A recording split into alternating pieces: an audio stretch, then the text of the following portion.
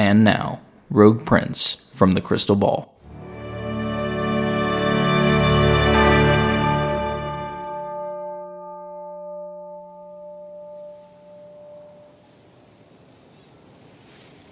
So you're standing over this guy, who you've just knocked unconscious. I think Annasette's instinct is just to grab him by the leg and start dragging him back to the farmhouse. Yeah, Mercy will let go. Well, back to the farmhouse we go, I guess. Okay. I just want to look around and make sure no one else is coming.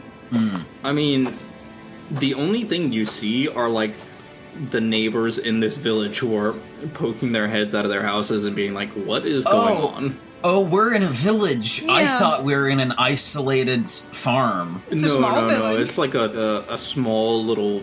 I think did I describe it as a shire? A hamlet. Okay.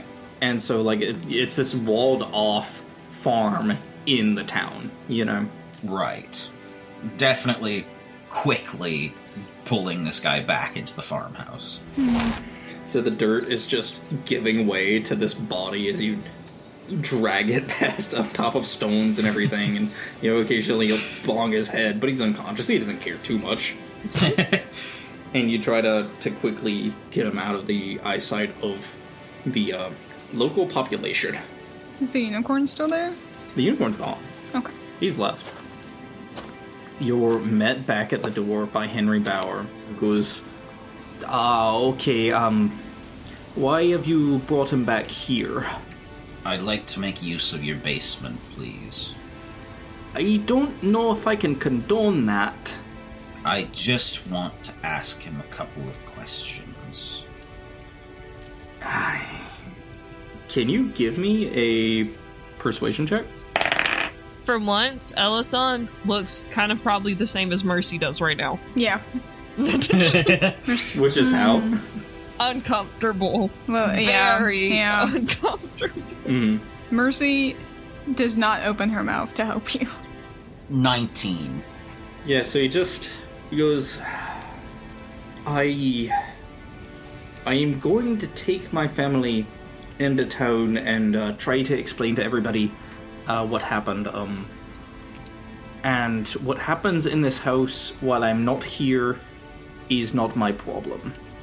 That is a good idea, and if you want to frame us as clear yourself as having assisted us in case somebody else comes asking questions, then feel free to say that we were caught up to by these people on your land, and that you did not invite us in and give us shelter, if you think it would protect you. I think that might be a good idea for my, for the safety of my family. I understand that I'm, in hindsight, I was acting a little selfish earlier by, trying to protect you, but I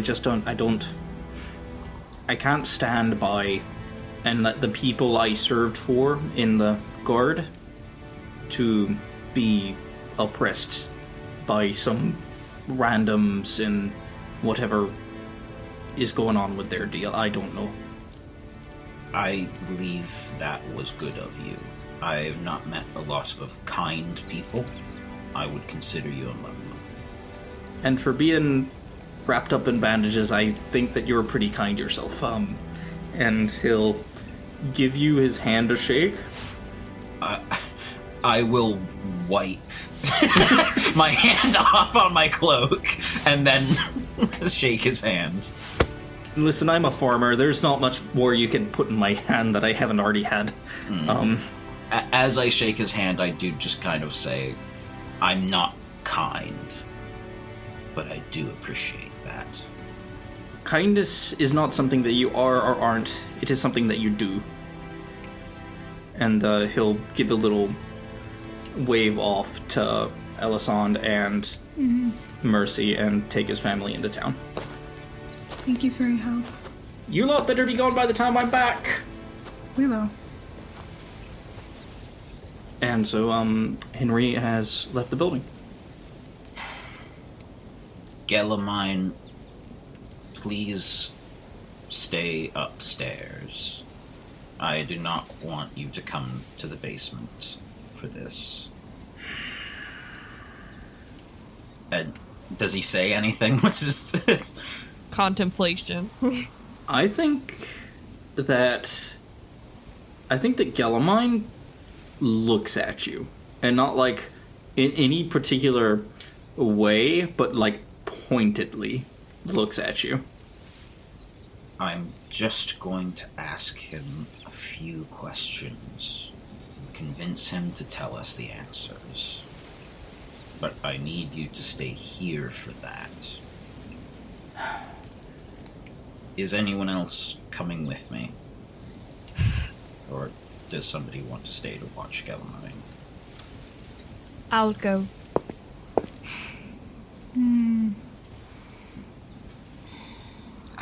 That's hard. Mercy contemplates. It's hard. Contemplates. Because she wants... Yeah, I think for now, she will go. If Mercy's going, I'm going. I'm going to put my hand on Mercy's shoulder and say, are you sure you want in on this? I want you to think well of me. And I do not know that you necessarily would, if you saw me, do what I intended on doing. And that very much goes for Gelamein as well. Mm-hmm. I think up until now, Mercy's been kind of in a daze. Like, she was completely silent fighting these guys. Mm. And I think she's been... After the temple and having the resolve to... She almost had this resolve to get rid of a part of herself to be able to get through this, and she started backsliding in a way that wasn't moving... that she thought was moving forward, but was actually just backsliding into being a tool, into being a weapon. And I think you asking her if she wants to do something snaps her out of it. And she looks down at her new mask, where one side is silver and almost white, like it used to be, and one side is dark. And she snaps out of it and realizes she doesn't have to go one way. And nods, puts a hand on your shoulder, and says, I know this needs to be done, but don't completely give yourself away for this. Just... I have to remember my namesake, and I know this must be done, but try to remember it a little bit yourself.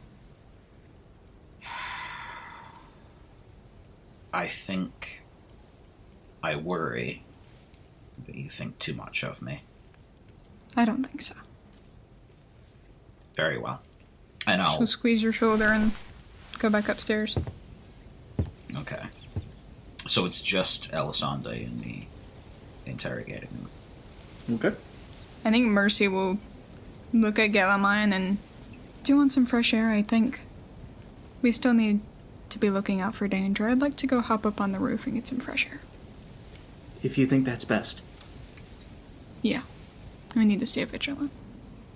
Sure. As you drag this guy down into the cellar, Mercy and Gelamein make their way onto the roof. We're starting with Annasette. First things first. I am going to find a rag down in this basement. Okay. Stuff it in his mouth. Okay. And then I'm going to find a small box. Put his back against the wall. Put his leg on the box. And then just stomp on his knee. And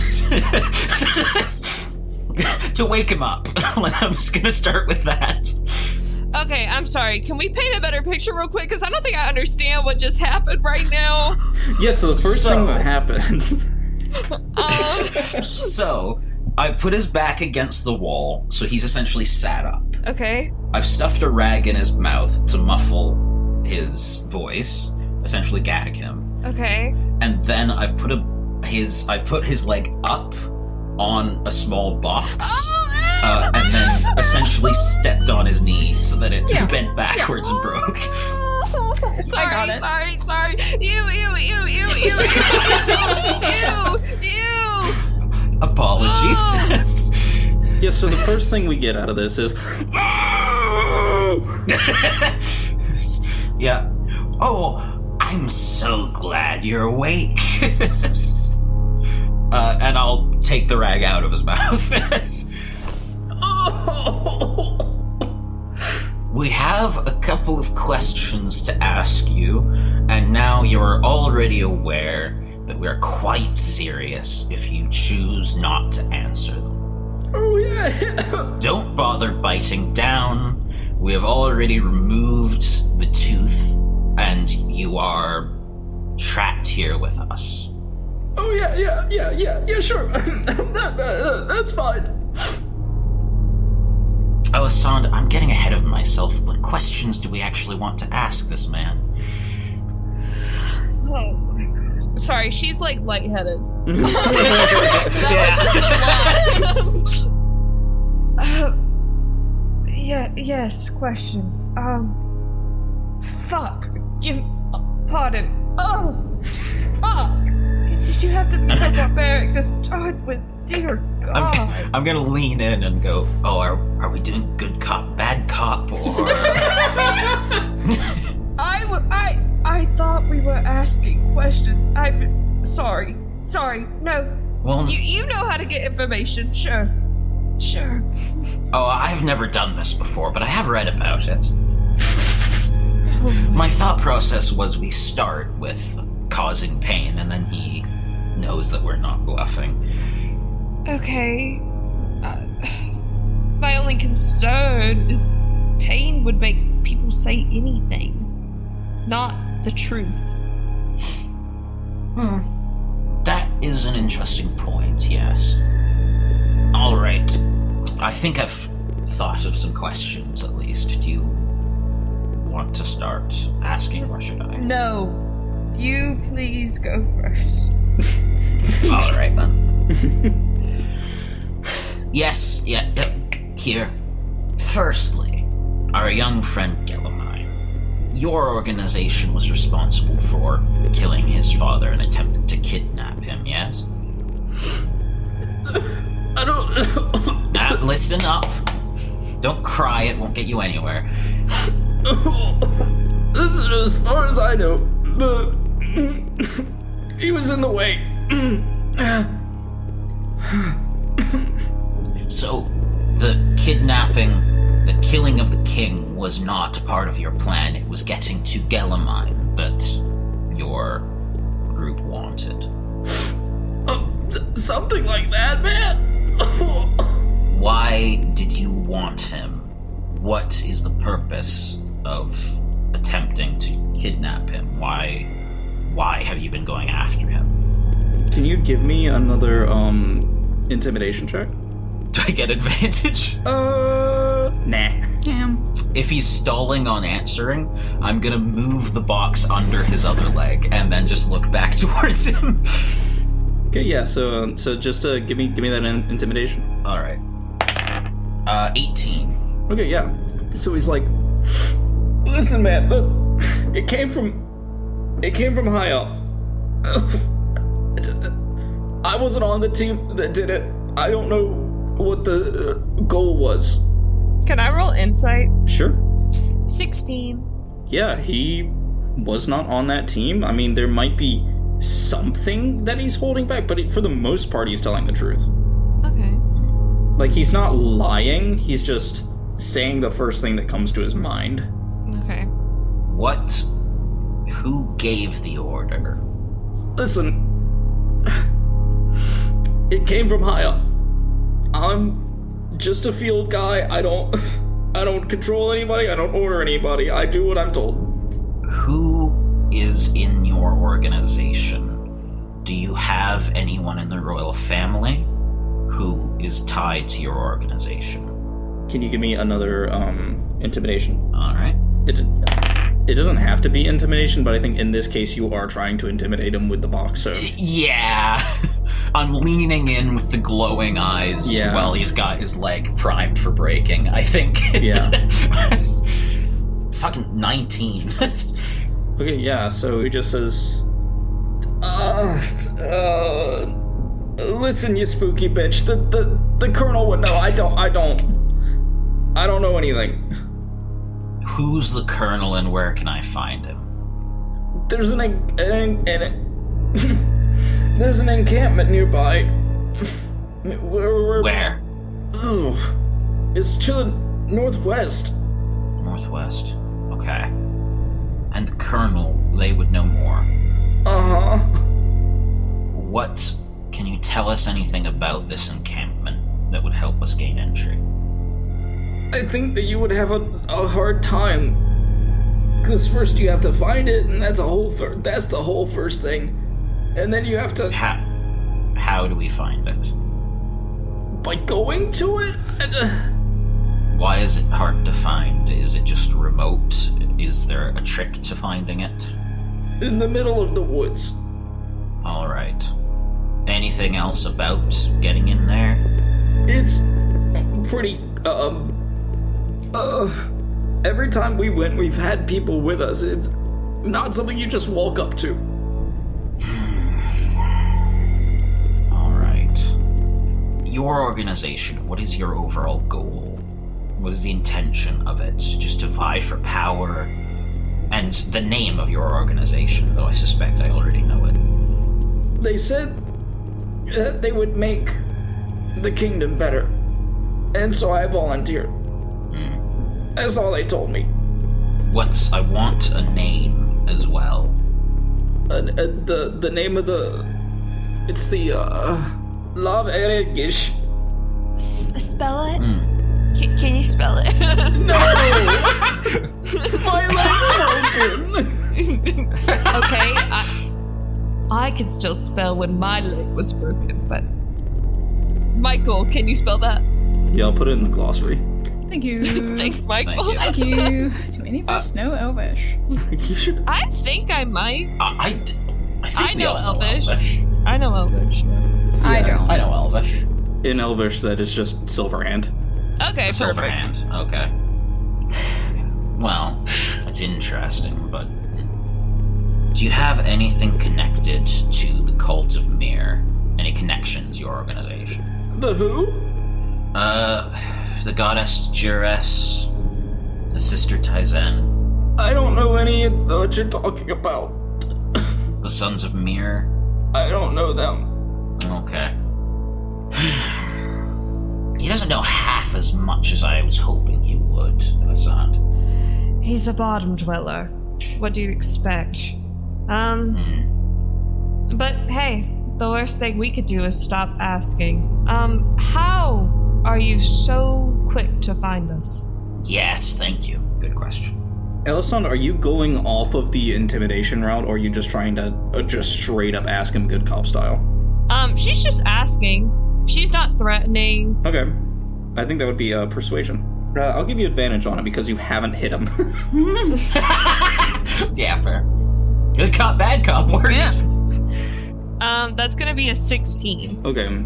So he'll just go, the Druid. They said something about, picking up pulses of magic. I don't... does this guy do magic? Was he an Echo Knight, or was he, I thought they were all Echo Knight. No, they weren't all Echo Knights. Some of them were Eldritch Knights. I think this guy might have been. He was in the back. He was in the back. So he's whatever the last guy was. Yeah, so he's just like, I don't do that kind of magic, not really. It was like, these pulses of magic they would see, that's what I've heard at least. Pulses of magic. Okay.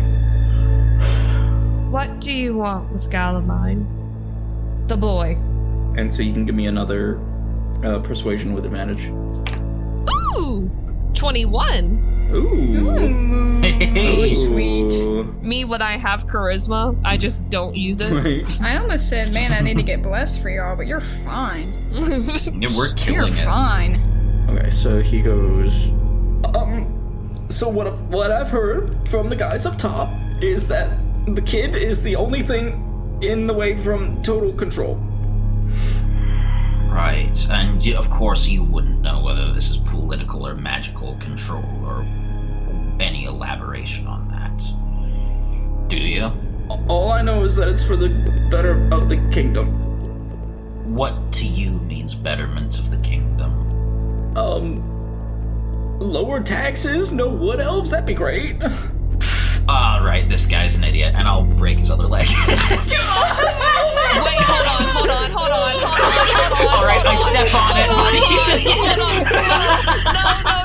Hold on. No, can I see... Alright. Sorry, can I see, Annasette going to do that and, like... Yeah, I imagine I've stepped on it, on his knee, but Give I me a haven't... sleight of hand to stop Annasette. Sleight of hand. It's a sleight of hand dexterity saving throw, something like that. Because you're trying to be faster than Annasette. Okay. I fear Elisonde's about to win this, but... Or not Elysande, Annasette, but I'll try. Ronan, what'd you roll? Oh, am I supposed to be rolling this? Okay. Dex save. Yeah, I mean, it is technically contested, so... Just a 7. I rolled a 7! I also rolled a 7! Whoa! Who's got a higher dex? Wait a minute, that's not a 6, it's a 9. Oh. That's a 10. Sorry, I misread the dice. Okay, so, yeah. Oh my god. Annasette beat you, and you got that little... It's very subtle. It's very subtle, Yeah. the little dot that tells you whether it's a 6 or 9. Yeah, so he just goes... Why? Elysande did not beat Annasette to this, punch, but she will push her away from the man after she breaks the other leg. Fair. What the fuck are you doing? Oh, The man can hardly speak with one broken leg. How? Does he need his legs to speak? He was being racist. He had it coming. This is one of those things where you hold your tongue, and maybe your leg too, and then you kill him after. You know? Torture Well, don't is say that we're gonna barbaric. kill him. What else would we do with him? Killing is a mercy at this point. Well, I'd rather walk around with 2 broken legs than get domed in the head with a eldritch blast. I guess we could leave it up to him, his choice. That's really fucked. I'm thinking we save him for the encampment. But I also don't think they'll care. Hey, you're not here. I'm not here. I'm gone. Do we have... I'm your moral compass. Do we have any other questions to ask this man? Is there anything else you think that would be important for us to know? She asks the man, and she honestly looks at him with a little bit of pity right now. It's an interesting form of, I don't know, maybe this is good cop style. She's just like pity cop. Yeah, I would give you more advantage if I could, but I can't, so give me another persuasion. Okay. I got a normal 21, or another 21. And your question was, is there anything else that would be useful for us to know? Yes. And not as your opposition, just as people who are trying to protect a child. He goes, listen, this is bigger than me. And it's bigger than you. Right. And he just sobs there.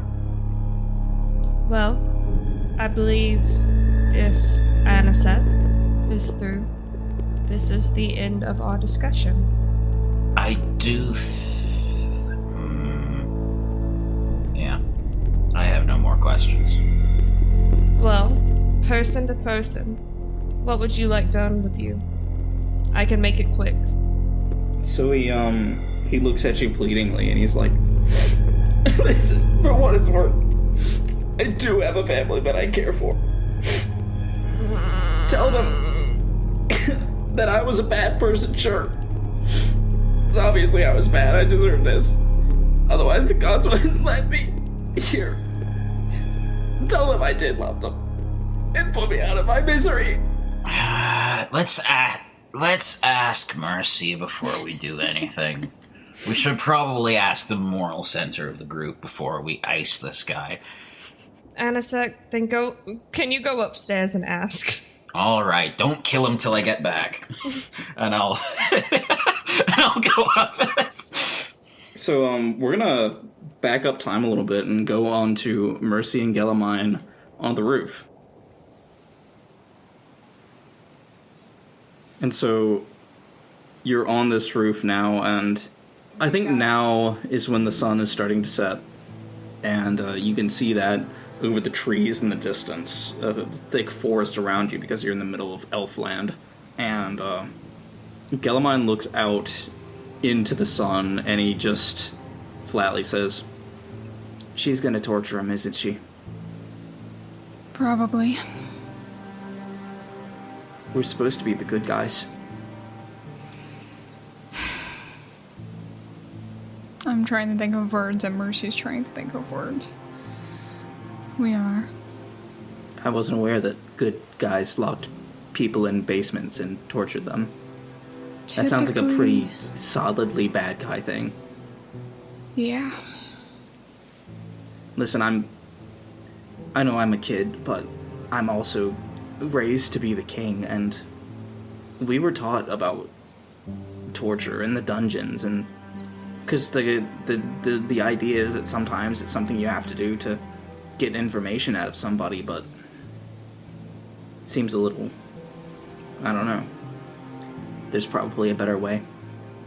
I agree. I don't like it. Then why didn't you do anything? Because I don't know the better way. Yet. It's difficult because we're having to put your safety and our safety as the first priority, which means we need to know what's going on. And they were trying to kill us, but that does not mean torture is alright.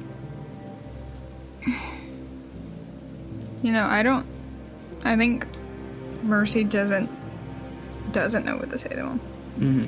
This is such a adult, nuanced thing, and she's trying to put it through the lens of a child, but he's not just a child.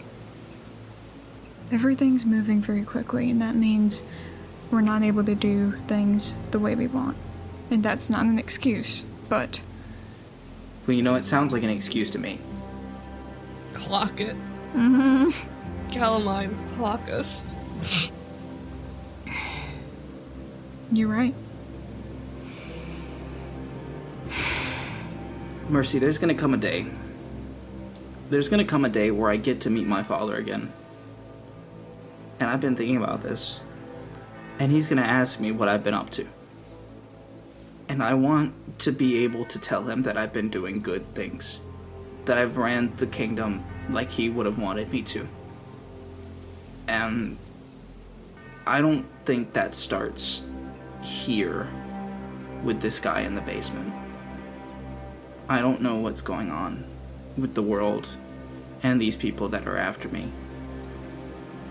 But I'm beginning to wonder if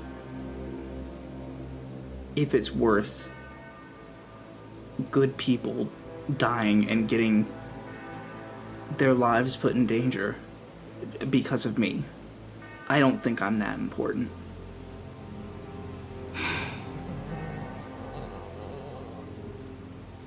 That's the question. That causes a lot of wars, and that causes a lot of heroes. Which one would you rather be seen as? Myself? And then who are you? I would like to be seen as a hero, Me too. but I also want to keep you safe. I think that's when Annasette comes out. I think the breaking of the leg she felt nothing towards, but the legs, plural, sorry. She felt nothing towards beyond morbid curiosity. And now, as she comes outside and sees Gelamein and Mercy, there is just a moment where she just stops and watches them. I would like to be seen as a hero. Kind of sadly. Me too. You two, we're finished interrogating him. Gelamein gives you a slow nod. I went easy on him for you two. He's roughed up, but he's fine. Or will be. Is there anything else we should ask him before we let him go? And how do we let him go without endangering the family here?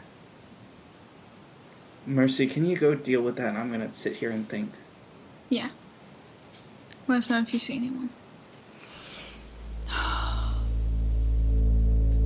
I'd like to think, meanwhile, Elysande. Yeah, sure, is we can cut probably- back down to Elysande. Yeah. Just real quick, I'd like to think, meanwhile, she's in the basement. And when he said he had a family, this is probably, like, horrible timing, but she's not good with people.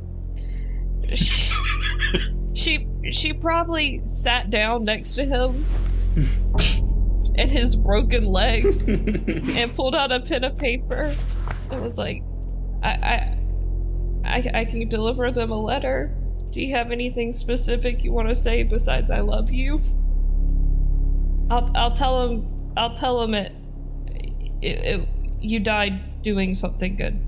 A kid deserves to grow up with a hero father, not a villain. Fucking hell. Jesus Christ. Oh, Jesus Christ. Oh my god. I know I just broke this guy's legs, but holy shit. That's such a fucked up thing to say to a person. Elisonde's just not got that people thing. She's trying so hard to be sympathetic, truly sympathetic. Oh man, does he have anything to say other than I love you? She's also, getting delivery info, to give the courtier. Who do we hand this off to? It needs to be delivered to the Thanti family in Ebonite. Right. Tell my son to be a better man than I was. He will. Thank you for not breaking my leg. You're nice. Thank you. It's not. Pain is not a great ends to a mean. I mean, if it's necessary, sure, but that was kind of brutal. I don't think your friend got the fucking memo. She, unfortunately, she's never got the memo. Maybe you could tell her in the afterlife. Maybe you guys could have a little chat. I like to think, if we all go to the same place when we die, we can settle all of our issues. I'm sorry, I really enjoy the fact that Annasette didn't communicate that she was now thinking, let's probably not kill this guy. And so now there's gonna be He's gonna die. Yeah. He's like a good minute of terror as Elysande is just like, so when we kill you? Death is not the worst thing that can happen to a person. Okay. So we're gonna cut back to Mercy. So is Annasette? Yes. I don't know what to do here. Can I be honest? Mm-hmm. I broke both his kneecaps in half. And then I was very much prepared to blow his head off so that we had no witnesses. And then I did think what you told me, and coming out and seeing the two of you talking on the roof, I actually did feel rather guilty about that. I believe I did it cleanly enough that he will recover. So if we simply found a way of locking him up somewhere, getting him arrested somewhere perhaps, or putting him in some place to heal, then maybe that would at least give us time to deal with the Silver Hand in some way. I suddenly do not want to kill him. I happen to know that he does have a family that he mentioned, and he may be a piece of shit, and yet in another family's abode to take a father from a family. A few months ago I might not have thought of it so strongly, but now it does feel wrong in some way.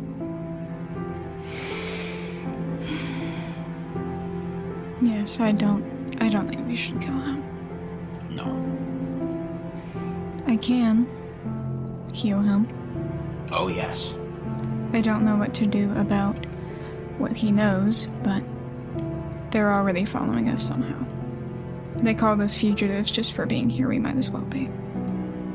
I just don't want that to happen to this family. No. I worry for our friends in this farm. Perhaps if we took him into town, we could somehow have him arrested, have somebody hold him. I don't know. Or simply, although I'm quickly fine. I would not have to hurt him any further, I suppose, but we could see if we could scare him into silence. He seems susceptible to that right now. Yes. Things were a lot simpler back in Moonscar. I miss fighting bandits. This is harder. Yes. I am curious to see where this road goes, but it's a tougher one than I thought it would be when we started. Yes. Gelamein is very unsure about if it's all worth it. Which both worries me for him and for my own morals. You're a good person. But I didn't stop you. I'm not a good person. That's very evident, I think. Then maybe I'm not, but is it worth it? I think so, but is it worth it to have that weight on someone else? I don't know. Me neither. I would have done worse in a heartbeat, especially if it saved Gelamein's life. Yes. But I think where I am finding issue is that it should be up to Gelamein what we do to save him, not us. That is what concerns me the most here. And if you... Sorry. I do think he should weigh in on what we should do. I just don't want to put that on his shoulders. I remember when I first started to grow up and realize that everything adults say isn't right. And that there is no right. It's a very scary feeling. I think he's starting to realize that. I am, though perhaps a bit of a metaphysician, I am not quite a philosopher, but I do wonder if there is right and wrong. Maybe there are right answers. Mm-hmm. To be honest, I wonder if I strayed to the wrong ones quite often. Well, I'm supposed to know what's right or wrong, and I get out into the wider world and I don't know anymore. Now who's putting weights on other people? why don't we talk to Elysande and I'll heal him and we see what goes from there. At least he won't die in pain if we do decide that. If. I do not think we should kill him at this point. No. I don't think it's what Gelamein would want, and though, correct me if I'm wrong, I don't believe it's what you want. No, it's... Which means it's not what I want. I'm not a philosopher either, but it does feel like this is the smaller scale of Gelamein versus the wider world trying to get him in this. Do we kill this man to save a family or not? It's the same argument. And it's still hard to know what the answer is. Correct. Well, we have a moment. And she'll just... I think she'll just kind of take your hand for a second. And just say, I was recently a very indifferent person to matters like these. And I prefer the guilt of that as opposed to apathy. And you and Gelamein have both, especially you, have helped me feel like my wandering was less aimless. So thank you, I suppose. Of course. Before we met, I wouldn't have thought twice. So. You're welcome. Though being out here and being with you and Elysande and Gelamein does test me, I would rather feel tested than not know and not be able to do anything. Considering the profoundly positive effect you've had on us, I appreciate that you get something out of this odd friendship as well. I'm glad you've gotten something out of me. I am driven by a need to know, and so far, you are one of the most interesting things I've come across. Well, I suppose we should continue. I think Mercy looks away. She's been looking at you the whole time and looks away for a minute, never having considered herself that interesting. And puts it away for later and nods. Let's kill this man. And then she'll start walking down. And so you come into a dimly lit basement with a man who has 2 broken legs and Elysande writing his last will and testament. I don't think... We could tell them it was a bear fight and you were saving orphans. I don't think they believe I that. feel like... Well, people believe what they want to believe, and I think it'd be a beautiful story and a lot to look up to. I'm sorry. What are we doing down here? What's happening? Why are we fighting bears? Yeah, Mercy just cocks her head. I feel bad, so I was trying to feel better. Why do you feel bad? I was the one who broke his legs, and now he's free to go. He recoils from you and then is really confused. We might not have to come up with a story for you. Oh, we've decided we'll likely not kill you now, if that's any consolation. Huh? So you're gonna leave me out in the streets with 2 broken legs and I have to crawl back? No. Mercy's gonna walk over. I think Elysande probably made a shocked face and thought the same thing you did. Like, are we serious? Leave him in the forest. Uh-huh. There are no sand fleas here. Who knows how long he'd be out there? Awful. They're carnivores? They always have been! Yeah, we've established that they catch birds That's out of right. the air. Yeah, Mercy will go over and kneel down by his legs. Mm-hmm. So he also recoils from you because you're just this random person coming into this room after his legs have been broken, and you're threatening to put pressure on his broken limbs. He doesn't do the penny yet. Yet. Uh-huh. Do we fix both legs, or do we fix one and give him a crutch? Both. That would slow him down. Fix both. Yes. Or okay, yes, perhaps that would be more apt. Let's fix both. Mercy is not flinched at the sight of his broken legs. That's crazy. She is... I did tell you already. I did tell them already, so that makes a certain amount of sense. You did tell me, but also, Mercy's been doing, not this, but Mercy's seen things. She's been a nurse-ish.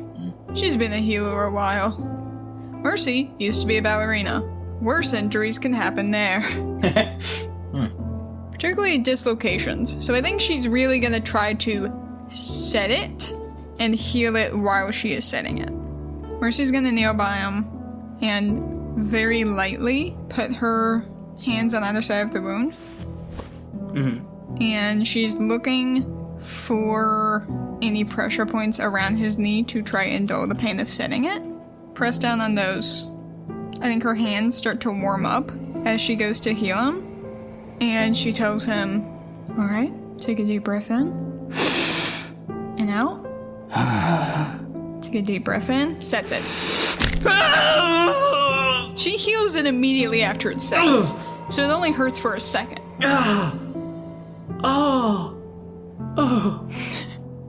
Who are you? What? We are the people that are just trying to make sure young Gelamein doesn't get hurt. And she will, as he's talking to her distracted, go set the other leg. Listen, I'm sorry, it's nothing personal.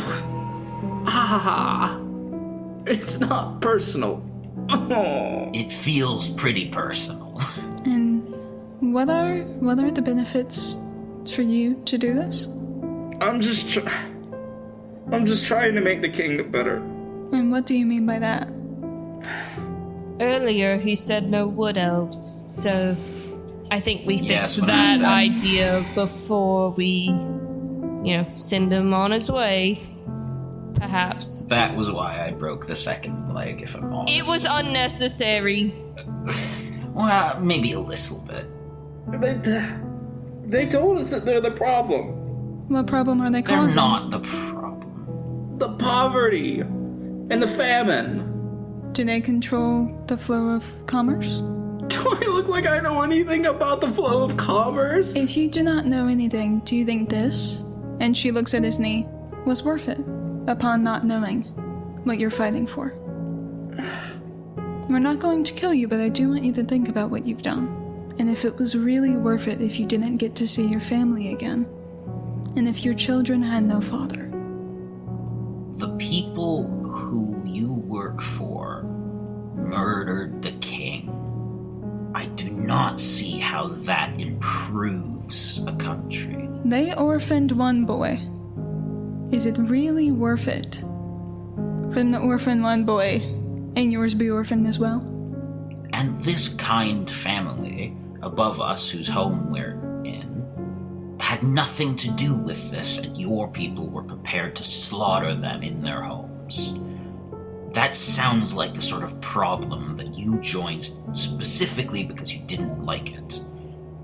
You're becoming a part of the problem, not solving it. So, I think he's silent. I think he's reflecting. just consider, when we let you leave this place, if your family lives, so does theirs. And if this family dies, well, who knows what could happen. Let's not see that happen. That's a crazy threat. That's a crazy threat. Okay. I believe we do have your family name and where they live. We sure do! Once again- Elisande's face drops for a second at that threat. I swear it wasn't because of... Like, I promise I really wasn't... But we won't have to worry about that. Will we? How How about this, my friend?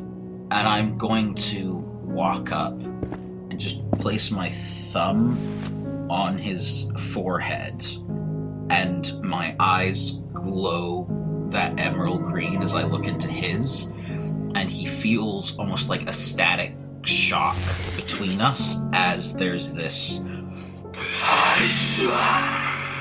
that echoes through the air, and then I sort of flick back into looking at him and say, now I'll know if you tell anyone about this.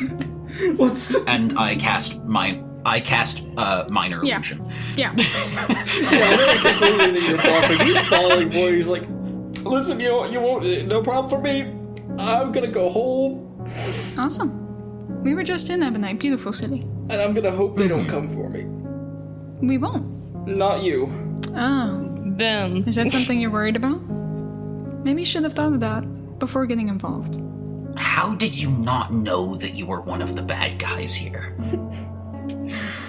He'll just shake his head and kind of try to get up and leave. Yeah. I'll help him up. As I'm gonna help him to the stairs, and as he's about to go, I am just going to say, go home and become a porter or a barrel maker or something. Or an artist. Or an artist. Whatever you'd like. Just not this. Even a farmer. And I'm gonna pat him on the back. A lot of good farmers. I used to work in a brewery. Go back to that. Do that! That's much better than this shit. That sounds lovely. And he leaves. Having an inside All check right. on him running away. Yeah, you can. Or an inside check on him in general. Sure. To make sure he's Can I as well? Yeah. actually genuine. I said these dice were being that's better. Isn't that one? Okay. 5. You aren't sure. But I will, over the table, as the DM say. Remember, kids, you can't change somebody's mind in one day. It takes a lot. Mm-hmm. But you can at least give them something to think about.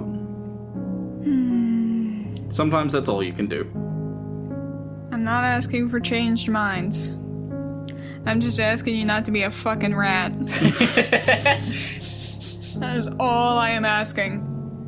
All I'm asking is for him to literally do nothing. Yeah. Mm-hmm. It is actually more inconvenient To do to, anything. you know. Go home. Get some rest.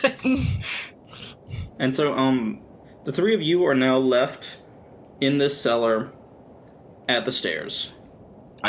I think I will kind of follow him out. Because I do want to go talk to Gelamein. Yeah, and Gelamein says, "Hey, your guy's leaving." We know. We know. We let him go. Unharmed, just a bit scared. I really hope that won't come back to bite us. Me too. So do I. We're trying. How dark is it now? It's probably, like, dark now. Because it was sunset when... Oh, I have a question. Yeah.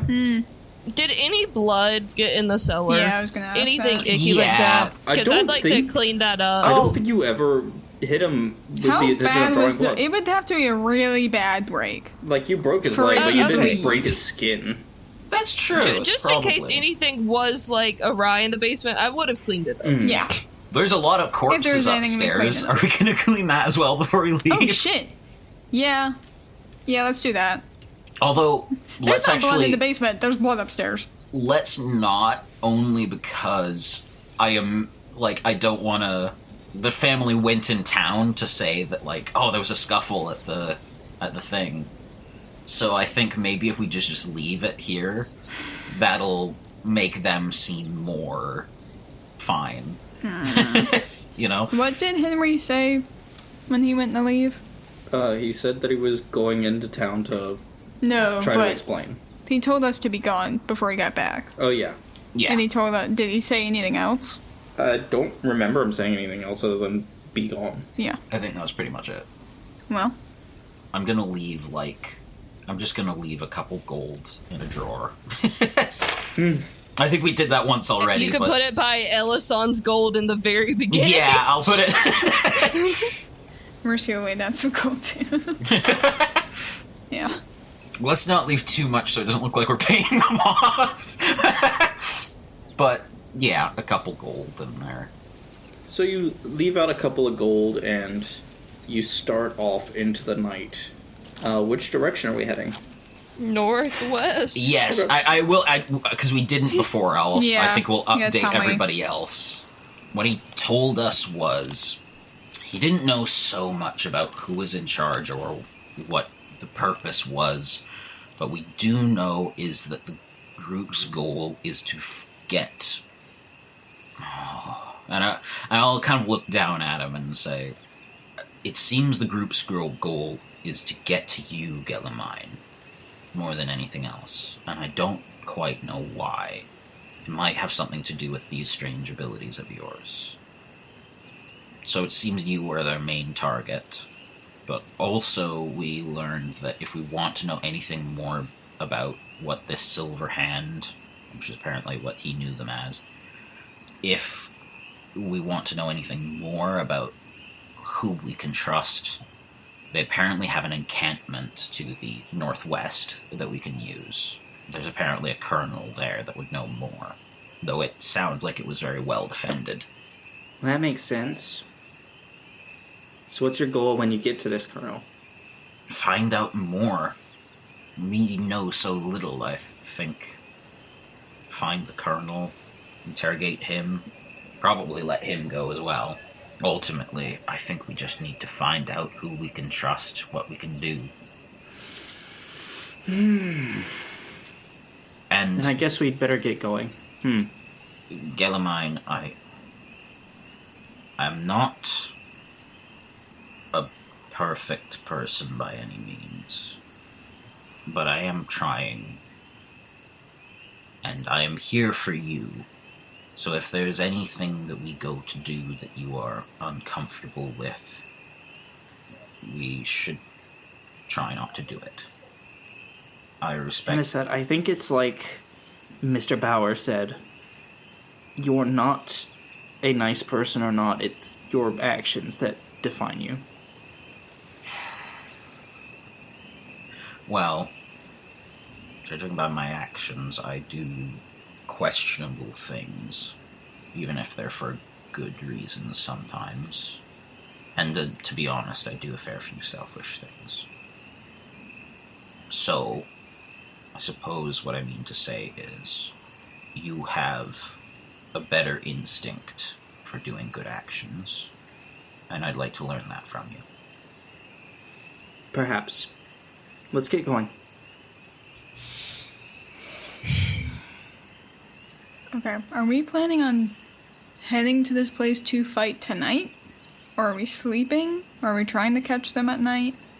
What's the plan? We should Are we doing recon? We could maybe get some rest. You said there were... Okay. They were tracking us via Yes. a pulsing Yes. of magic. So let's not cast anything. Is there like a... Gosh. I wish I knew like a ward. Or like Yeah, a there's- glyph what's of it some called? nature to put in like a different area than we were. Oh. So like they would be drawn to the glyph or ward that would also in theory be pulsing magic. I think it... What we figured out at this point is that Gelamein seems to be some sort of force of energy, and I suspect they're tracking him as opposed to anything we're doing. Oh, yes, I agree. So I think... I don't know any way of hiding his magical abilities. I could cast a ward on him that would protect him from otherworldly threats, but for other arcanists and druids, I do not know how I could... I do not know anything against divination or any non-detection magic myself, beyond illusions. Then I guess all we can do is stay prepared. I suppose so. Oh, we should have asked him if he knew how frequently these pulses of magic take place. He wouldn't have. No, he didn't seem to have much of an understanding of the arcane. Doesn't sound like it. Besides, it wasn't him tracking, it was the Drury? Is that correct? The court... So. Is that explicitly court magicians or just any magic user? It's just their word for any magic user. So are we setting up camp somewhere? I imagine. I at least need a short rest. Okay. It's night anyways. Yeah. Night might not be the worst time, but I don't think we're going to be able to fight our way through there. Why don't we... Do we want to give them more time to find us, or do we want to rest now? And then... What I'm thinking is I'd love to stay up the night before we tack, so that I can... I just thought of something. My only thing is there's probably multiple spellcasters, right? So even if, like, let's say we tried to wait for a time when they weren't, like, tracking or whatever, they would also have, like, a reverse watch, where instead of watching out, they're watching for, right? So what good would there be trying to get the jump on someone always watching? It's much rather just keeping ourselves. I'm curious of if it's always watching. Annasette, you remember everything, correct? Yes. Up to roughly a month. Could you think back and try to count the amount of hours between the 3 times now that they've found us? I not only do I remember everything within the past month, but I also always know what time it is. I know. And always keep track of the hours. So that sounds like it's within my wheelhouse. Certainly. And do you have notes for that, or am I going to have to fill you in? You're gonna have to. Yeah, I don't have it. We get this feat, Michael, so we don't have to take notes anymore. You have to take all the notes, and we get to ask. So you're looking for the first things of, like, where they found you. Okay. Like, how long from us finding Gelamein to the shadows attacking? Okay, so you found Gelamein, and you found Gelamein, he said, about 3 days after he got lost. Yes. And then you found Gelamein, and it was not long before you were in that tavern, right? It was like an hour or two, because you had to travel down the road further and get there. Then the next time was when you were at Golem, and the guy came in to talk to Shit, I Gelmein's didn't even aunt. think about that. Oh, wait, what am I forgetting? I didn't even think about that. Oh, when the guy came into right. Yeah. That Right. was them finding us. And then the next one was when they intercepted the convoy. And then after that was when they found you at the Bower Farm. Right. Those are the 4 points of contact we've had with the Silver Hand. Yeah, Seemingly, yes. seemingly. Yeah, seemingly. So what were the hours of time between those? Is there a consistent... let's I'm see. trying to see if there's a pattern. Or a correlation to, like, a spell having to be recharged. Not the time, no. There's no correlation to time. Grrr. I know that do I think that there was any correlation in the time between them finding us and us Gelamein teleporting? Because the other ones they might have just done finding us on the roads, but are those pulses of magic maybe that every time we teleport they can detect it? Annasette thinks that she's onto something with that line of thinking. Okay. Okay. I wonder if those pulses of magic are specifically not them finding us on the road, because the convoy, the farm, those were all logical leaps. A good tracker could have found us there. Yes.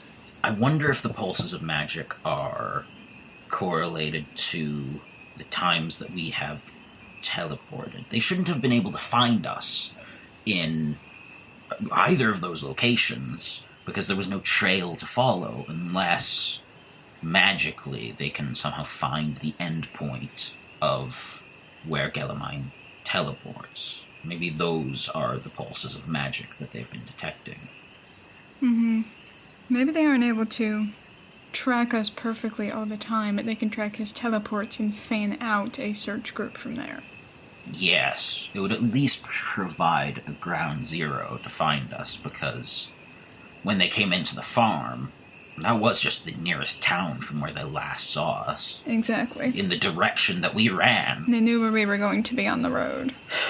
So, and then finding the convoy, one of them seemed to be speaking to Gelamein's aunt.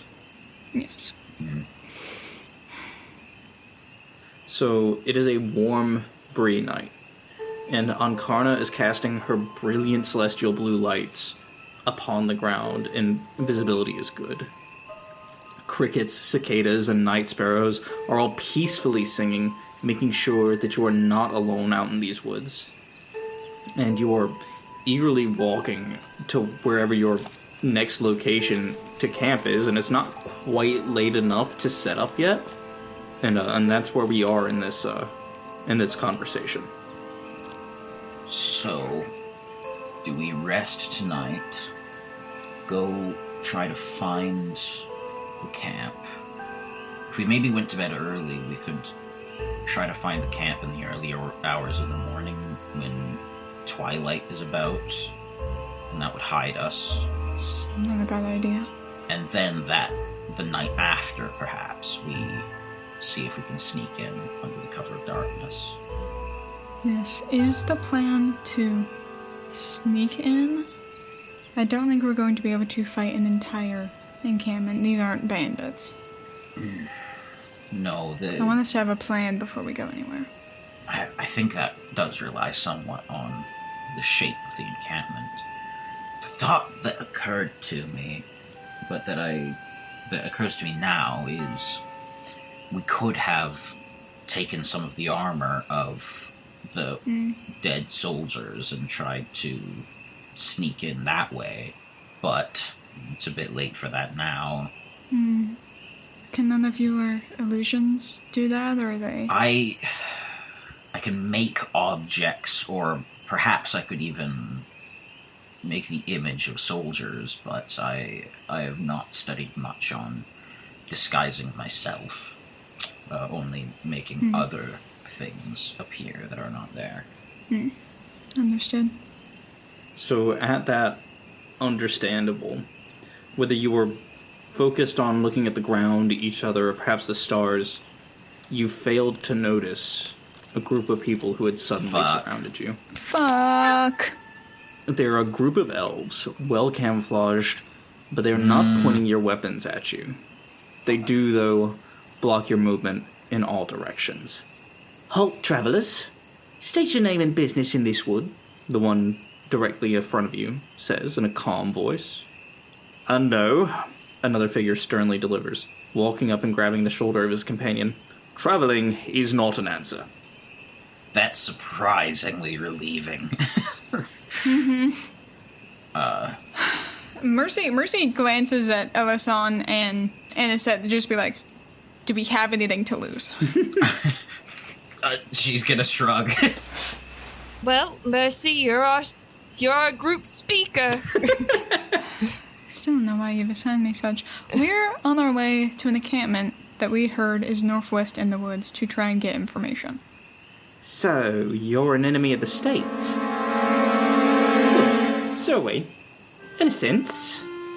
I am going to mentally tell Gelamein, do not let them know who you are. For now, why didn't we...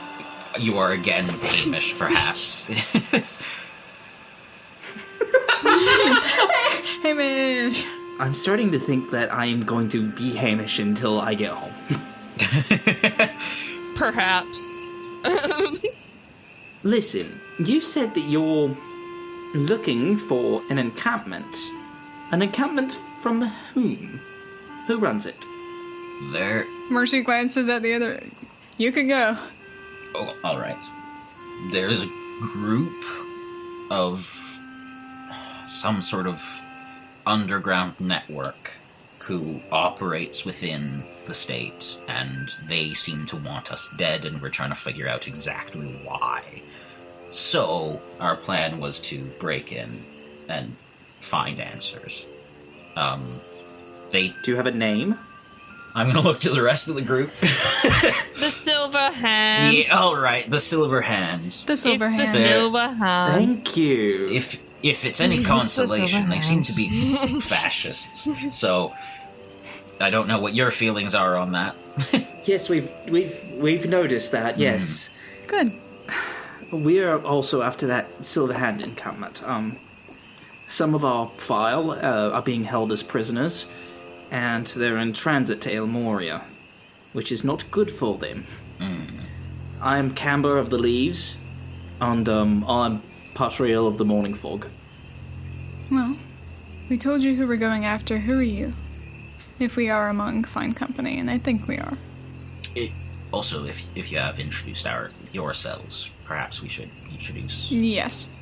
I'm Mercy Aramon from Hero of Moonscar. Alright. Elysande, it's a pleasure. You... I'm Annasette Ponder. Why are you so creepy? Me? Yes. I ask God that question every single You day. don't want to know that. Okay. And you're from the deserts, aren't you? Is it so obvious? We don't get a lot of, Genasi? we don't get a lot of your kind of people, yes. Sorry, I was trying to say it without being rude. It's okay. It's kind of rude to say your people. It makes me sound like them. And she points towards the northwest. A tad. It's fine. Take no offense. It is what it is. Listen, will you come with me? We'll explain everything. We'll give you a place to sleep and feed you for the night.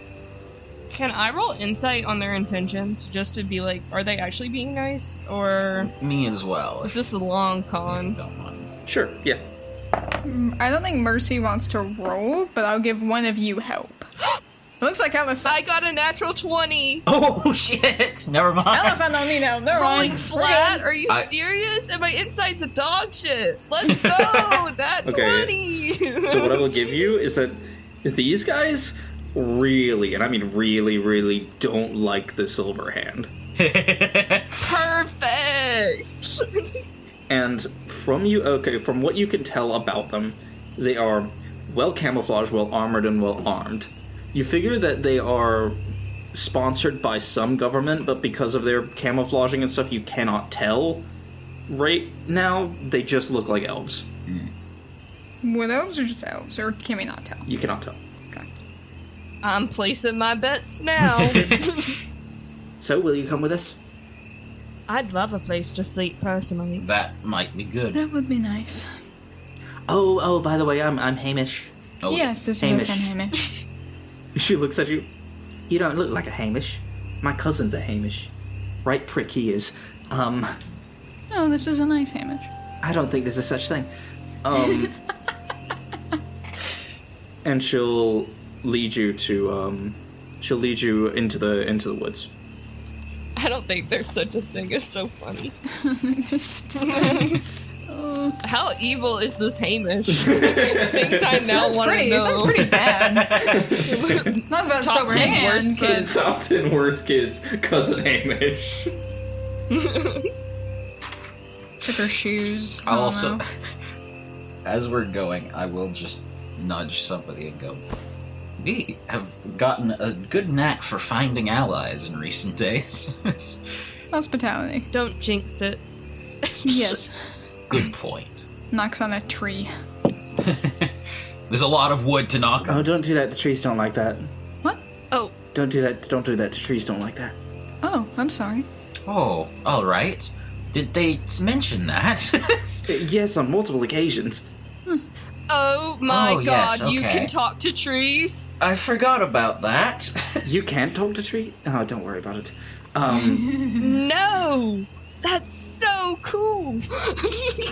That's So wonderful. you're led into this area, and there's like this net of thick, like vines, which she just parts like a beaded curtain, and you find yourself in an encampment. Okay, there are sturdy dugouts and strong tents surrounding a fire which seems to not present smoke, and you're confused on how you did not see this place when you approached. Everybody around you looks warily, but not with aggression. And she'll wave our arms around and say, "Welcome to Getedenav." Camber here removes their hood and reveals a lush brown skin with this like kind of auburn hair. And now looking at them, yeah, definitely a wood elf, 100% wood elf. And you are led into a burrow, which has a table with maps in the center and a camouflage netting above it. And they go, as you've agreed to help, we're searching for a Lava Erigish encampment about 2 kilometers from here. We've heard rumors of them moving a potentially dangerous artifact and our prisoners, importantly, and we need more information. Well, give us a notebook full of questions since we're already headed that way. Yes. Well, what we're expecting is that, and from preliminary scouting, there will be archers on lookout with frequent patrols around the camp. And, what we are looking for is likely to be here or here, and she points at a drawing on a map with a stick. Did we remember going through, like, when we were running, passing by either of those places? No, this is 2 kilometers away. Okay, too far. Do you have any questions? I personally have a question, but I fear it is a little off topic. Mm-hmm. Why do people think you're raising taxes?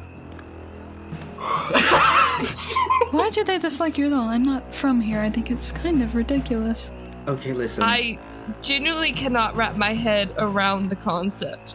It's racist rhetoric, certainly. Listen, they are just angry because our people are very good at making bows. Like, extremely good. And they aren't?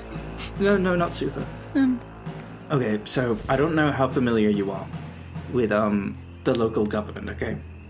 So the Wood Elf government is called the Republic of Tradition. I think we're nice, personally. We're very community-based, and we help each other out, and we're generally we are good at making alcohol, and we are good at making bows.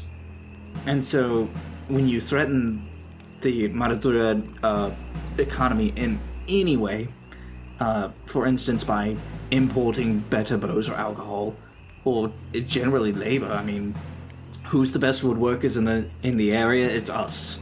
So when you bring in wood elves to work on wood projects, then it gets done better, and people are like, well, why are we not hiring, but anyways.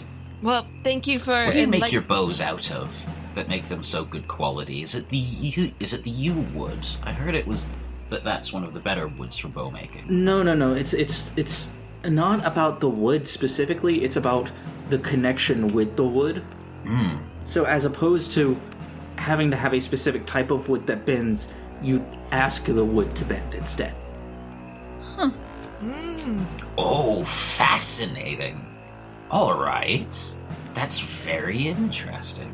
Okay, now this might be a little ignorant of a question, but so you can talk to the wood while you're bending it and ask it to bend, and it will bend because it's kind. That's right. When you're shooting the bow, can you ask it to aim, or is it? If you're good enough. Really? But then you're not specifically talking to the wood of the bow anymore. You're talking to the wood of the shaft of the arrow. Oh. That makes sense. That is Fascinating. Oh, Mercy dropped Annasette's word. Interesting. I'm picking it up. This is interesting. No, that's just kind of cool. Okay. Yeah. Sick. Yeah. That is fascinating. Listen, obviously there are bad people that exist in our culture. That's just how life is. But to have the regent of the principality go on and point his fingers at us and blame all of the problems with us, it's not really helping anybody. It is... No, go ahead. Alright. Speaking of the regent, do you know how much of the royal family is involved with the Silver Hand? That's what we've been trying to figure out. one of the things. Yes, we know very little about them, and it seems you've been doing research much longer than we have. That is a very good question. We know that the Silver Hand are an extension of the Principality themselves. Some way. We're not sure if it began with Orion or Ushteen. But seeing as how Gelamein is here with you, I'd suspect that it wasn't Orion. So the Mercy nods. did they just say that they absolutely recognized it? Yeah. Yes, they did. There was no way they weren't going to know. So Hamish. How did you get a hold of Hamish? Pure coincidence. We have been fighting for our lives trying to just keep him What, safe. like you were stumbling through the woods and just ran into him? Exactly. Yes, literally. What? Well, we were in a clearing, but the point stands. He has more power than... I don't know how much you even know. He escaped. Found his way upon the road to Ebonite. We were going that way, and we happened to find him. Answer me this, boy, because I think it's interesting. The Principality has blamed Wood Elf agents for the murder of your father. Was it who we think it was? And he'll just... Yeah, I think so. I think it... yeah, that's what they said. What does Gelamein mean? Like, he's confirming that he thinks it's the Silver Hand? Yeah. Yeah. Anyways, as I was saying before this big tangent, they have our prisoners, and they have an artifact that I think would be really important to know if it was actually there or not. What do they have? Do you know anything about this artifact? Yes. That's why I thought it was interesting, actually, that you had a Genasi here with you. It is supposedly an I knew artifact it. from the Let's fucking go. from the sands. It's purported to have great power. Oh! I think you guys see That Mercy is look shocked for the first time in a while. That is so very interesting. Interesting. It's not just me. Annasette just pulls some of the bandages away from her mouth and just goes, "Well, I didn't see that coming." Oh.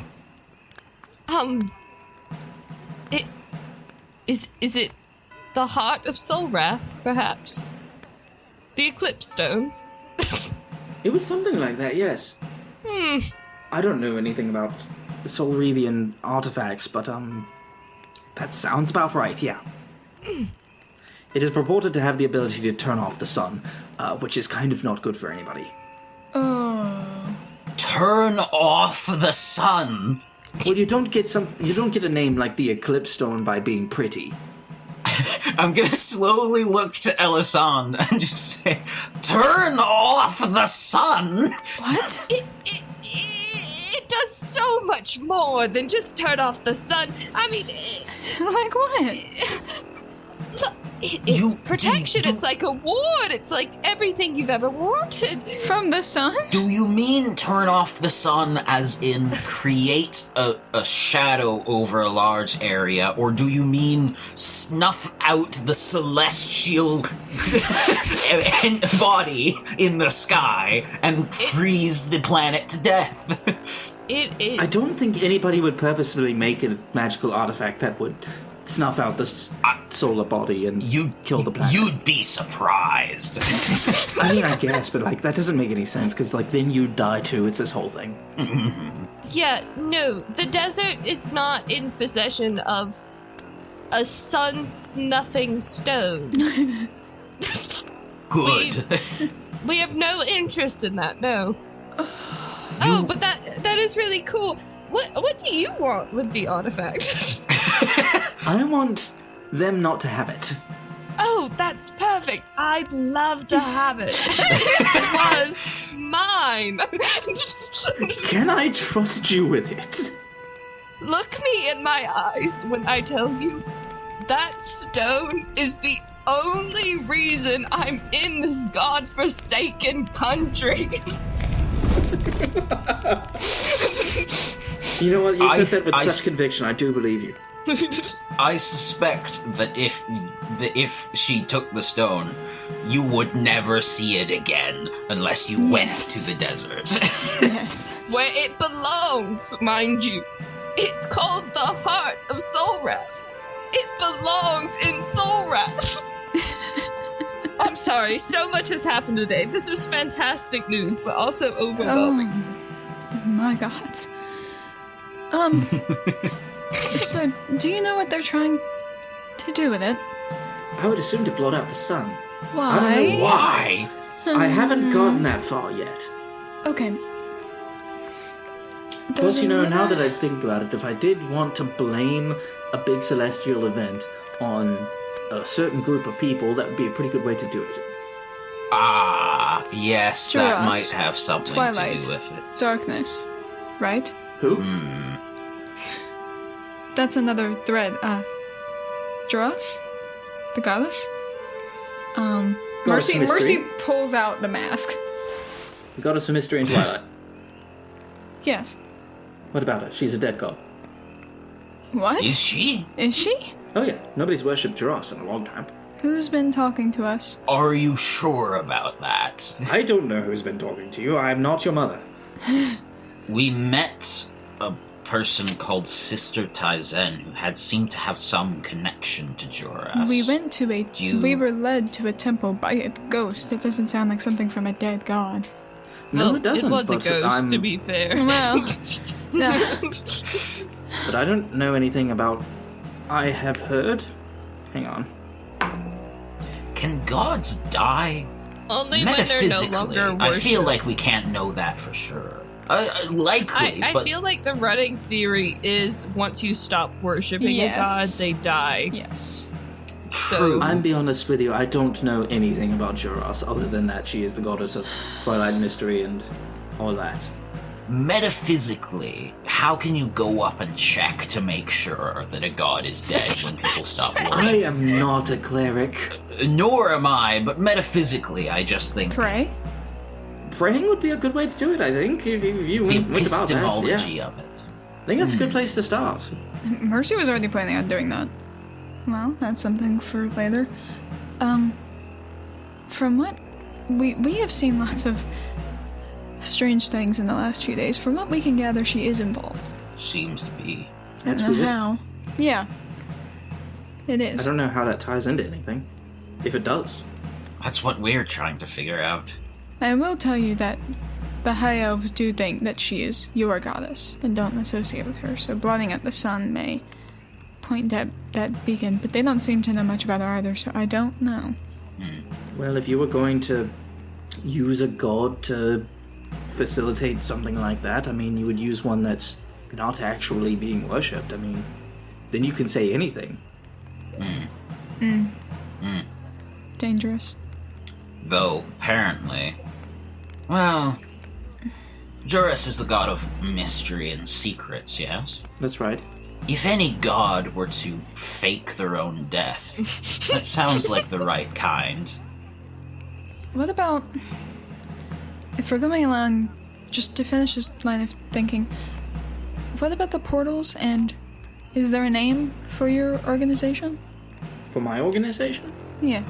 we are the Order of Anid Kruv. Okay. Is there any Elvish translation to the last bit? Would you like to know? Sure. The Order of the Westwoods. Okay.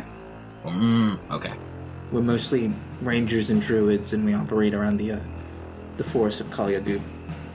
Alright. Do you know anything about what the Silverhand's trying to do? Or if it has anything to do with the portals to the old planet? I don't think the portals to the old planet have anything to do with anything. What? What? Is that what she says? I think that the Silver Hand are just trying to take political control. They use the public's easiest form of manipulation. But you do know about the portals. I mean, Back a long time ago, in the First Age, they were used to travel between here and the moon above. Or rather the planet, I suppose. The plane above us. But not like plane as in plane. It is weird. I'm not into the cosmic thing. I don't know what's going on, really. I try to stay more rooted. But yeah, it was a joke. Very funny. That's good. I appreciate it. But it's basic knowledge as long as you've taken, like, a history before. That's how people came onto this plane, and then when the portals closed, nobody could go back. Pardon me for going so off topic. You seem to have a lot of questions. What happened to you? Oh. Where do we start? Lore drop. For one thing, they have been following us. Okay. We think it is when the boy teleports they're able to find us. Okay. Which has not happened recently. Right. They say they track via pulses of magic. It seems they have enough of a magical ability that somehow they have been tracking us, though. I think it may have just been on the open road for the past few days, in the traditional sense. Give me a second. She leads you back over to this map that you've been standing around, and she goes, Patriel, come here.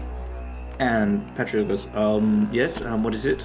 And she says something to him, and he goes, oh, okay. And he casts a spell on the map, and then you see on this map, which includes the entire principality and everything, there is a dot in Ebonite, there's a dot where the temple was, and a dot in Galram. That's where we were, yeah.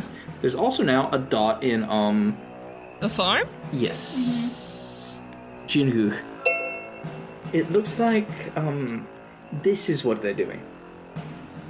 What's... And what is this exactly? These are, areas of great magical surges that have happened, recently. You can see, she points to the one in Ebonite. This one's faded because it happened a little while ago. What's been triggering these, if there are pulses in places where we did not teleport? I cannot answer that question for you. Could we be able to infer that maybe this is when Gelamein used wild magic? Oh, he cast a spell in the farm. Yeah. Oh, just raw magic surges at all. just magic at all. There's actually two in Ebonite. There's one kind of a few miles out in the woods, and then there's another one in the town itself. Right. When did Gelamein use magic in the town? But we're assuming it was Gelamein and not just us using magic. Right. These are like Okay. strong magical things. Gelamein might be OP. Thank God he doesn't like torture. Is it perhaps simply when he's in danger? Oh, are you familiar with the imagery of a small silver butterfly? I believe that's tied to the goddess Juras, is it not? Oh, We found that out. that would make sense. We keep seeing them. Small silver butterflies whenever danger is quickly approaching. Perhaps, It's warned us of it a few times. perhaps it's a warning from a god that once was. Seems that a celestial body has taken an interest in you, and maybe that's something you should pursue. Yeah. Very impressive for a so-called dead god. Well, Question of clarity for our personal little group. Do you guys think the god is protecting us, we, or an individual like Mercy? I feel like Mercy's the only one who'd be scouted by a god. As really? Annasette, you're going to hell, and I'm kind of iffy. I feel like I'm on the borderline. Thank you. Correct me if I'm wrong, but I suspect Juras' main interest is in Gelamein. After all, Gelamein was predominantly the one in the most danger in each time that the butterflies have arisen. OMG, that's so true. I literally forgot. Shout out, guys. Though Gelamein didn't see Annasette, only you saw the butterfly in the hallway in Ebonite, and then we Yes. all saw it later. Gelamein, do you remember seeing them at all before you found us? Before we found you? How was Gelamein taking all of this? He's just kind of listening. Yeah. I feel like Gelamein has grown up so much in these past few days via trauma, and I feel so bad for that boy. Mm-hmm. The dichotomy between the first episode of him eating ice cream and this is so ass. Mm-hmm. He was eating... Ass isn't like, it's well written, it's just like really traumatic. He was eating ice cream because he found that his father was dead. Fuck! Oh yeah, that's true. So... What do you think that a god would want with me? Well, some gods choose people to either, in some cases, because they represent the strongest elements of that god's domain and simply favor them, or, and she looks down at the tentacle wrapped around her left hand and says, some gods elect people for great service to further their goals. Jura seems to want you protected more than anything. So, I suspect it is more the former, or in the very least, it is not so much that she perhaps wants something from you as you are important to her in some way. Either because something you will do is something she wants, regardless of her intervention or her convincing of you, or perhaps you being who you are and who you could be simply appeals to her. Yes. I mean... I get a more positive sense from this. Though with a god of secrets and mystery, it's hard to tell. But I think her protection is more, perhaps not unconditional, but forthcoming than her wanting to bargain with you in some way, or use you as a pawn. Though again, the designs of the gods are hard to tell. Yes. They are, though. Gods are, at least how I understand them, are people, in a way. She may just want to help you, like we do. Maybe. I'll see if I can get some answers on that tonight. Do we have anything else to ask them? No. Gelamein will look up and I say, Camber of the Leaves, if you wouldn't mind showing me to a place to rest. I think that we're helping you with this encampment, and we're gonna need all the sleep we can get. Mercy nods. And, Camber will nod and be like, yes, we'll show you to your, room. And lead him away. And similarly, Patriel nods at all of you and excuses himself, which leaves, you three alone by this map, glowing dots on it. Strange days. So, Elysande, Yes. you are looking for a holy relic that destroys the sun. Does not. It does not destroy the sun, no. I don't. It blocks out the sun, which I imagine in the desert is a massive boon so that you don't die of heat exhaustion. It's more of like. I'm trying to think of a comparison for this world. Like, I don't know. I've always thought of it as kind of like. Ugh, I hate the U.S., but you know, like the Liberty Bell, it kind of is just in play. Like the Statue of Liberty, that stuff's just kind of there, and it's like, yeah, Yeah, this is what we stand for. Freedom, liberty, yeah. Yes, the stone is magical, but all the desert folk are kind of like, yeah, sun-blocking rock, that's who we are. Cool. Yeah. We don't even need to use it. We're just that tough. We hold the rock that could snuff out our flame, so no one else can do it first. Yeah. Yeah. Just our rock. It's more of a memento of sorts. It's less about what the rock does, more of what she represents. It's a whole less about it being able to block out the sun and more it being a artifact of great cultural importance. The kingdom of Solrath is nothing without the stone. It without it being there, citizens lose trust, politicians lose motive. It makes the land almost like a shadow of what it once was when it was taken. A dune without its fleas. Ironic. Very well said. Very well said. I mean, it's good luck that we came across it, though I suppose investigating the strange, an artifact like that, it's not surprising that it would come up, but... Can I be honest? I had forfeited the idea of finding the damn thing. A while ago. Really? I was really caught in the moment, so this is just a stroke of good luck. Perhaps there's a god looking out for me, too. Shout out. Not really religious, but thanks. Shout out to God. Shout out to God. We love One the of 'em. homies.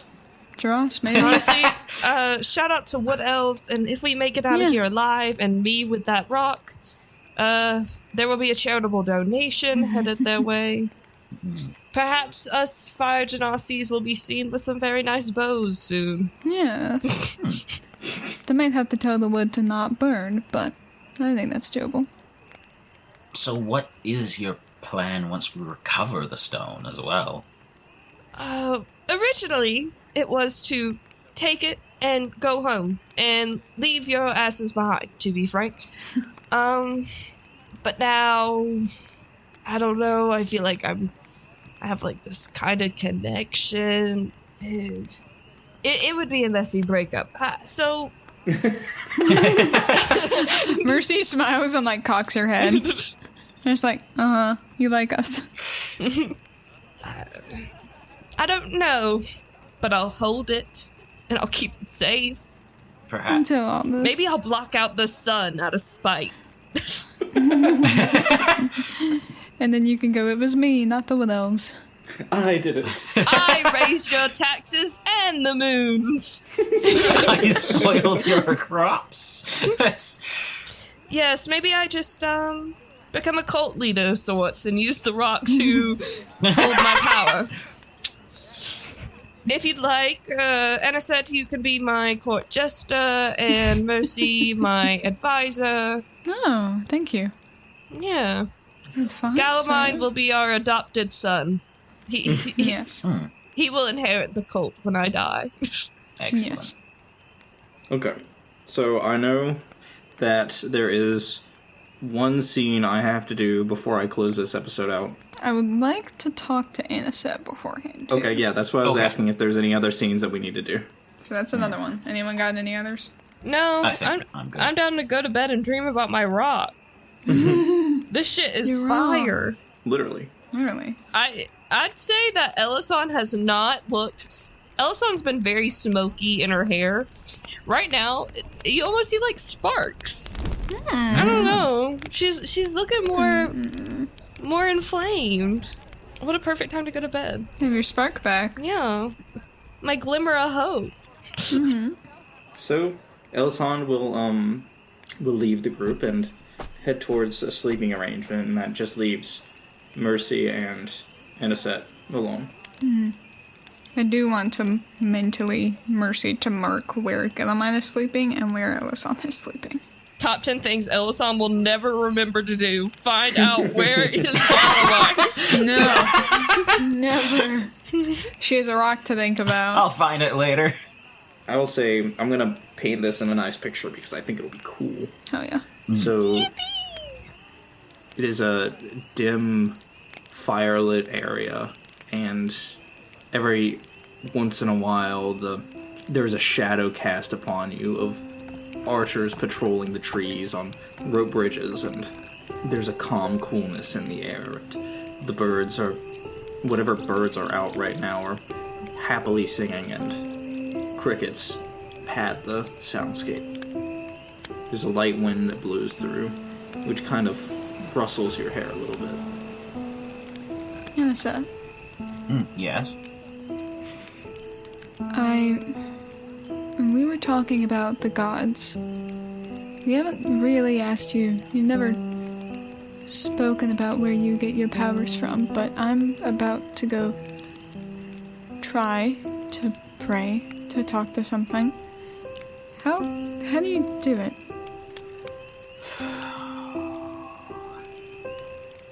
That is a very hard conversation. I gather that Gelamein has some sort of connection with some great power, either in his blood or just the world. There's something about the moon itself.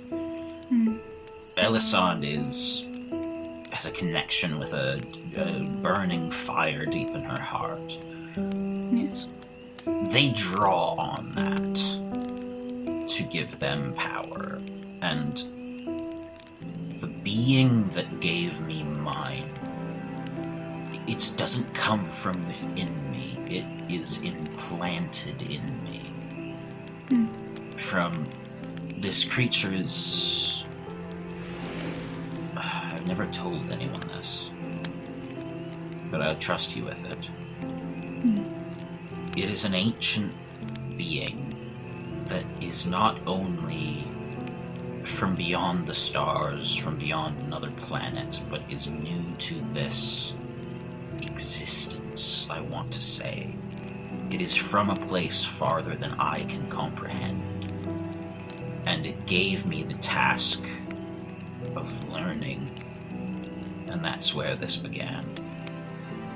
And as I learn, it's as though secrets of reality are posited into my brain, and it seems like elements of reality itself resist my spells but cannot. Like it is like they're not, like they are some sort of artificial force of magic from something far away. I do not know that. I do not know how you would commune to a god, because mine always communed with me looking down as opposed to me looking up. And frankly, I would recommend you do not try to contact my god, for when it gathered me, being in the same space as it did this to me. And just gestures towards herself as the bandages sort of unfurl a little bit to show the burnt and frost-bitten skin underneath, sort of both purple and pink and a deep red, depending on where they are. I do not believe that is common amongst most deities, but I was temporarily in the both burning and freezing vacuum of space. I think most gods know that mortals are not meant to be up there.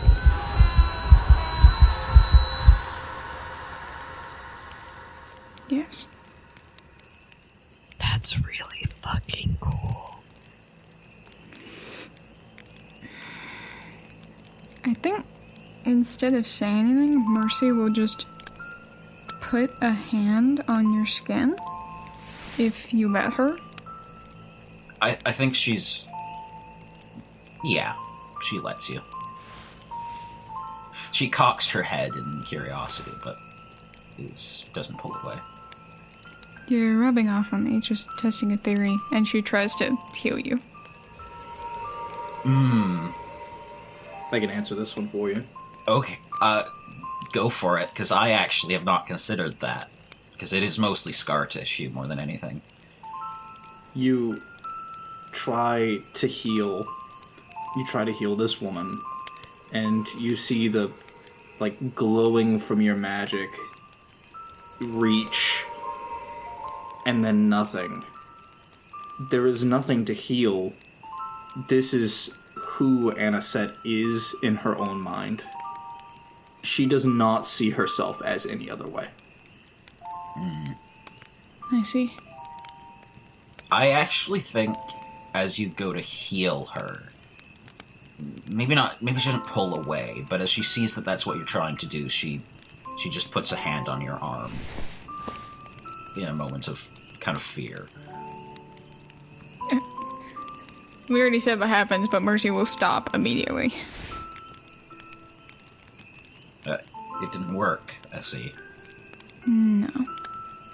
Sorry, I just wanted to see. I understand.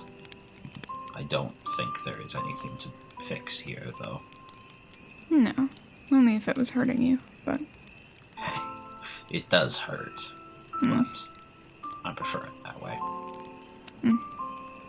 I can understand that. I never really healed my own bruises. Makes it more fun. Thank you for telling me. I don't think secrets become us at this point. Not with each other. No. I didn't know it would be... I didn't know that was the reason. And if I had, I probably would not have asked, so I'm sorry. No. Don't be sorry.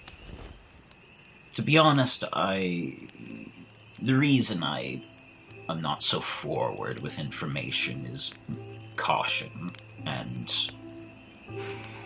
I like it when people look upon me in fear or as a freak.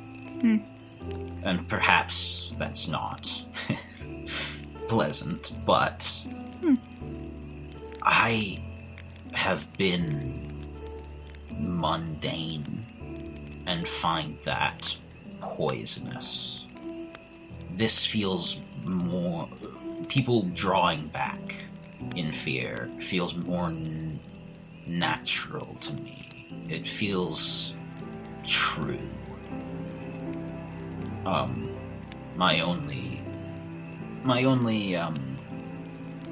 It feels like being seen properly.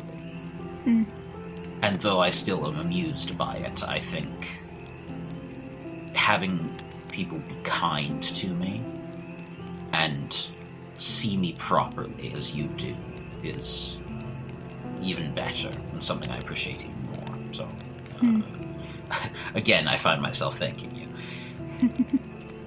Well, you're welcome. I understand that.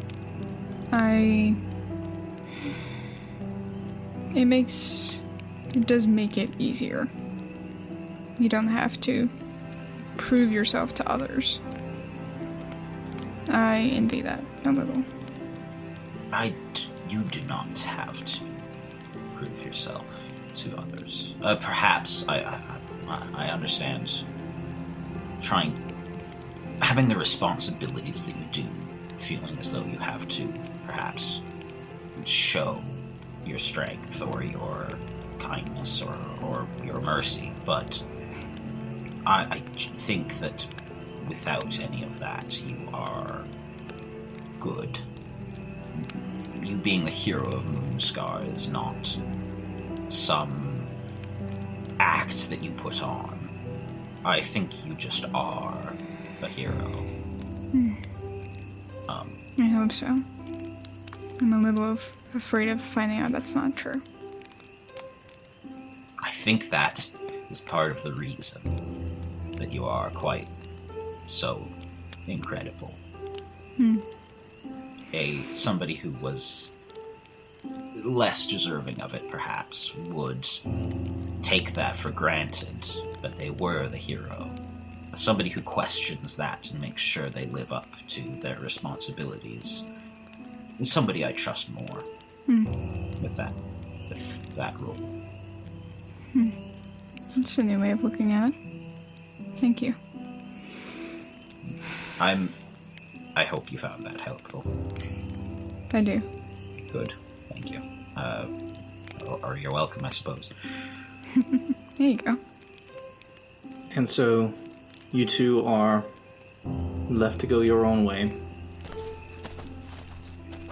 So, after we're each going to our rooms, Annasette, that conversation with Mercy, and she thinks, I've shown my appreciation to Mercy, and Elysande, I should probably do that too, if I'm being nice. No. And so she goes to Elysande's room, kicks open her door, and says, "Thank you for calling me a freak, I appreciate it." And then goes to bed.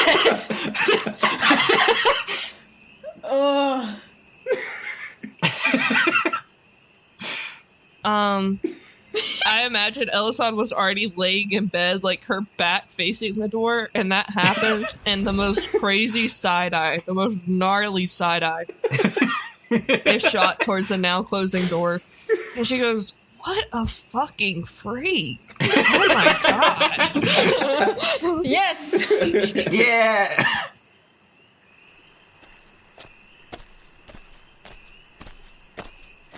We follow Mercy into her sleeping quarters, and as she shuts the door, it becomes dark with only a little bit of light coming in through a small glass window on the door. And, what happens? Mercy will go to meditate. Like normal. I think that's the closest thing to prayer she's gotten. So we'll just go back to that. Try to listen to any running water outside. Try to listen to the birds. Try to listen to the sounds of night. Yeah.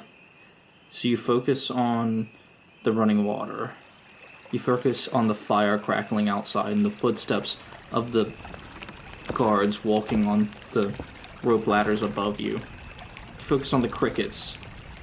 And you focus on the wind and the leaves rustling around.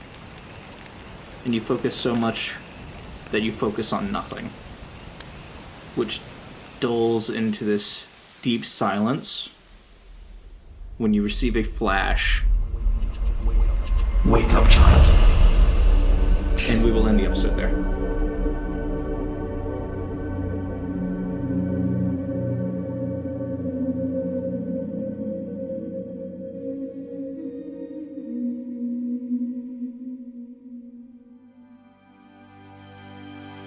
That was Alex Lee as Mercy Aramon, Emily Gerald as Elysande Evercrest, Ronan Fox Critchley as Annasette Ponder, and Michael Isaac Vonberg as The World. From the Crystal Ball was scored by me, Isaac Vonberg, and sound designed by Alex Lee, with additional music courtesy of Epidemic Sound. For more of the show, join us on Patreon, where for just $5 a month you can access episode talkbacks, bloopers, exclusive one-shots, and all sorts of bonus content. You can find us at From the Crystal Ball on social media and at our website, www.fromthecrystalball.com. And finally, thank you for listening.